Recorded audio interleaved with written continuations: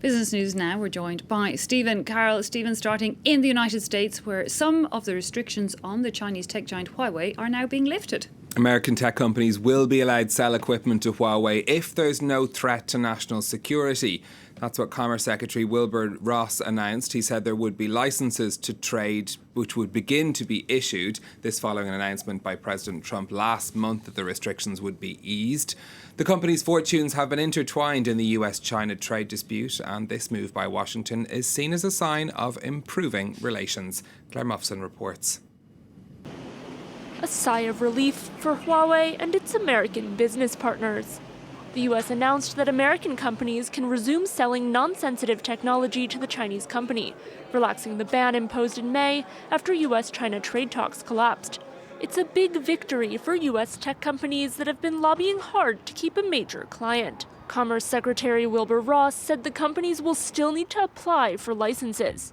Huawei itself remains on the entity list, and the announcement does not change the scope of items requiring licenses from the Commerce Department, nor the presumption of denial.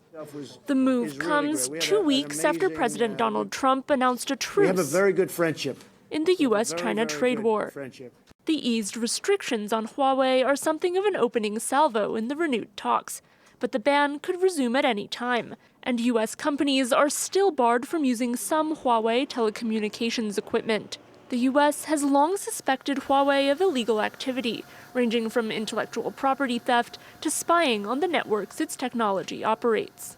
Huawei denies the charges, but the company's plans to export its 5G technology all over the world have raised fresh security concerns. It also poses a threat to U.S. 5G providers in the battle for the 5G market, expected to be worth $33 billion by 2026. Huawei, however, is pressing ahead, developing its own Hongmeng mobile operating system to reduce its reliance on Google's Android. The company also celebrated a major 5G milestone. On Tuesday, Monaco became the first country in Europe to roll out a Huawei-built 5G network. Well, meanwhile, the US-China trade war is forcing other companies to make some big decisions. Among them is the gaming giant Nintendo. It's moving production of its Switch console from China to Vietnam. According to the Nikkei newspaper, the company had been considering shifting some manufacturing out of China before tensions flared between Beijing and Washington. But after Nintendo's decision, Sony has also said that it would study necessary measures. The two companies, along with Microsoft, wrote to the US trade representative last month to warn that tariffs would drive up prices for US consumers, as 96% of all consoles imported into the US are made in China. Now, Stephen, the safety issues with Boeing 737 MAX are continuing to hurt the company. So much so that Airbus looks set to overtake Boeing as the world's biggest plane maker. Boeing's held that title for 7 years, but orders and deliveries have slumped since the two deadly crashes involving the 737 MAX.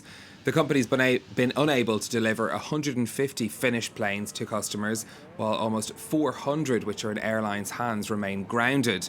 That's handed an advantage in the market to Airbus, which delivered 389 aircraft to customers in the first 6 months of 2019. That figure up by more than a quarter, while Boeing's deliveries were down by 37%.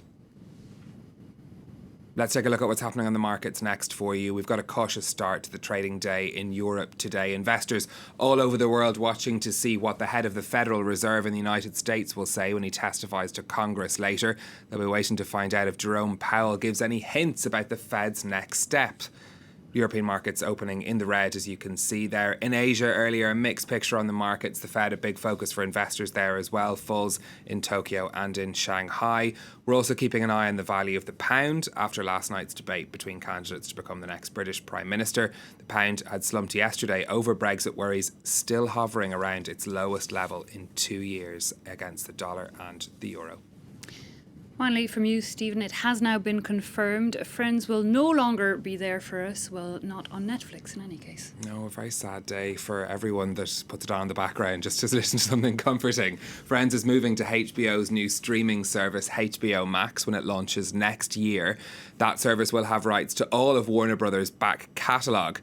Now, this is all part of a wider effort by US TV networks to compete with Netflix and keep their shows on their own streaming platforms. This video was produced by Netflix when they first got the rights to Friends, and they got the band in to sing the song in the set of Central Park with Gunther in the background. They have tweeted Netflix today to say that they are very sad that it's the end of their time with Friends, and they say it's the one where we have to say goodbye. I always enjoyed the titles of the episodes. So did I, actually, and enjoyed binging on it. So I think between now and the end of the year, that's going to happen even more. Stephen, Carl, thanks a lot for that business update.